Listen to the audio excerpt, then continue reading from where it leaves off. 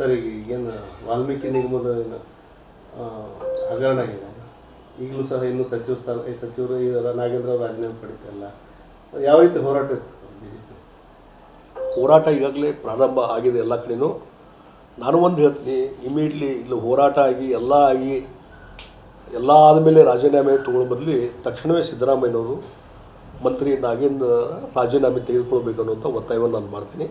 ಇಷ್ಟೊಂದು ಪ್ರೈವಾಪೇಶಿಯ ಹಗರಣ ಆದಮೇಲೆಯೂ ಸಹಿತಕ್ಕೆ ಆತ್ಮಹತ್ಯೆ ಮಾಡಿಕೊಂಡು ಮೃತಪಟ್ಟ ಮೇಲೆಯೂ ಸಹಿತಕ್ಕೆ ಇನ್ನೂವರೆಗೆ ಅವರು ನಾಗೇಂದ್ರ ಅವರು ರಾಜೀನಾಮೆ ತೊಗೊಂಡಿಲ್ಲ ಅಂತಂದರೆ ಇದು ಒಂದು ನಾಚಿಕೆಗೆಟ್ಟವಂಥ ಸರ್ಕಾರ ಅಂತ, ನಾಚಿಕೆಯಿಲ್ಲದಂಥ ಸರ್ಕಾರ ಅಂತ ಅನ್ಬೇಕಾಗ್ತದೆ.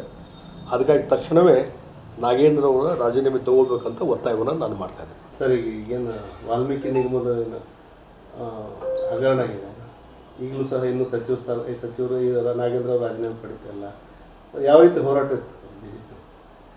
ಹೋರಾಟ ಈಗಾಗಲೇ ಪ್ರಾರಂಭ ಆಗಿದೆ ಎಲ್ಲ ಕಡೆನೂ. ನಾನು ಒಂದು ಹೇಳ್ತೀನಿ, ಇಮಿಡಿಯೇಟ್ಲಿ ಇಲ್ಲಿ ಹೋರಾಟ ಆಗಿ ಎಲ್ಲ ಆದಮೇಲೆ ರಾಜೀನಾಮೆ ತೊಗೊಳ್ಳೋ ಬದಲು ತಕ್ಷಣವೇ ಸಿದ್ದರಾಮಯ್ಯನವರು ಮಂತ್ರಿ ನಾಗೇಂದ್ರ ರಾಜೀನಾಮೆ ತೆಗೆದುಕೊಳ್ಬೇಕು ಅನ್ನುವಂಥ ಒತ್ತಾಯವನ್ನು ನಾನು ಮಾಡ್ತೀನಿ.